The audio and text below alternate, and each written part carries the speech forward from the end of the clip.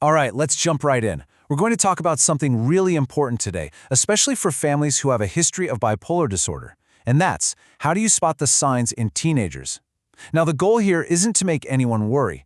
It's about getting clear answers and figuring out the best way forward. So let's kick things off with a concern that, I know so many parents have struggled with, especially when you're navigating those wild teenage years. You see the mood swings, right? These big periods of incredible energy where their thoughts are racing and they're almost euphoric. And then boom, they crash into this deep sadness and irritability.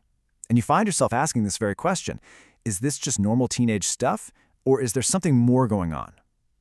That's a totally fair question, and we're going to dig into the answers right now. And here's the absolute bottom line. If bipolar disorder is part of your family history, say a parent or a grandparent has it, then being proactive about this isn't you being paranoid, not at all. It's just smart, responsible prevention. It's about using the information you already have to protect your kid's future. But what happens if you get this wrong? Well, it can have some really serious consequences. So let's talk about the very real dangers when bipolar disorder in a teenager isn't caught correctly or isn't caught early enough. Now, take a look at this timeline, because it's pretty eye-opening. The average age for this to show up is right in the middle of high school, between 15 and 19. But what's really important here is that the symptoms, they often start bubbling up even before age 15. And the single biggest clue we have? A strong family history. And this is why we need to have this conversation. This quote, it's pretty stark, I know, but it's something we have to face. Untreated bipolar disorder carries a dangerously high risk. So spotting it early and getting the right treatment, well, it's literally life-saving. And this slide points out a huge potential pitfall in medical care. A lot of the time, a teen's symptoms can look just like depression. But here's the problem. Prescribing a common antidepressant, an SSRI, without first checking for bipolar disorder can actually be a big mistake. A simple screening should always be the standard first step. And you can see the two roads laid out so clearly here. On one side, if you give an SSRI by itself to a teen with undiagnosed bipolar, you can make things way worse. You could even trigger a manic episode. But on the other side, the proper treatment, mood stabilizers plus therapy, that doesn't just manage the illness, it actually lets these kids get back to being kids and really thrive. Okay, so we've looked at the risks. Now, let's switch gears and talk about the single best tool we have to avoid them. And it all comes down to the power of screening, doing it early and making it easy to access. So what is a screening exactly? Don't worry, it's not some big, scary medical test. It's really just a short, easy-to-use questionnaire made for families.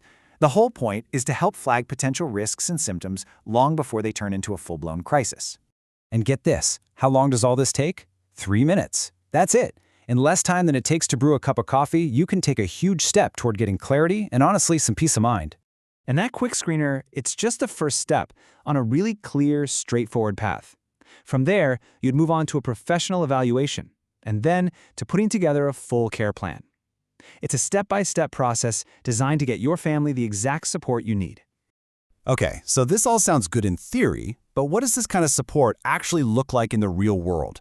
Let's take a look at one system that's making all of this happen for families right now, which could be a great model for what to look for where you live. And that's where an organization called MentalSpace School comes into the picture.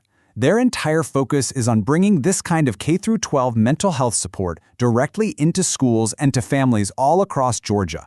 And they really cover all the bases. We're talking same-day teletherapy sessions. They have dedicated teams of therapists for each school. They're ready for crisis intervention, they do crucial suicide and violence prevention, and they even extend that support to the entire family with counseling and to the school staff too. It's the whole package.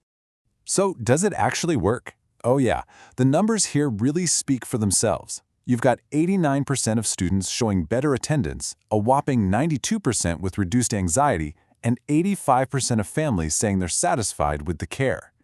Those are just fantastic real-world results. Now, I know two of the biggest hurdles for families are usually cost and, just navigating the system. This slide tackles those head-on. They take a whole range of insurance plans, including Medicaid, which is at zero cost to the family, and of course, they are fully compliant with privacy laws like HIPAA and FERPA, so all your family's information is kept completely safe and private. Okay, so let's pull all of this together and circle back to the main message. Really, the most important thing to take away from all of this. It all boils down to this one simple truth. This isn't just about making symptoms better. It's about saving lives. Catching the signs early and getting on the right treatment plan, it's the most powerful thing you can possibly do. So, I'll leave you with this final thought. Having a family history of a mental health condition, it doesn't have to feel like a scary destiny that's already written for you. A much better way to think about it is as a roadmap. It gives you information. It shows you the signs to look out for. It empowers you to navigate the road ahead. So the only question left is, are you ready to use it?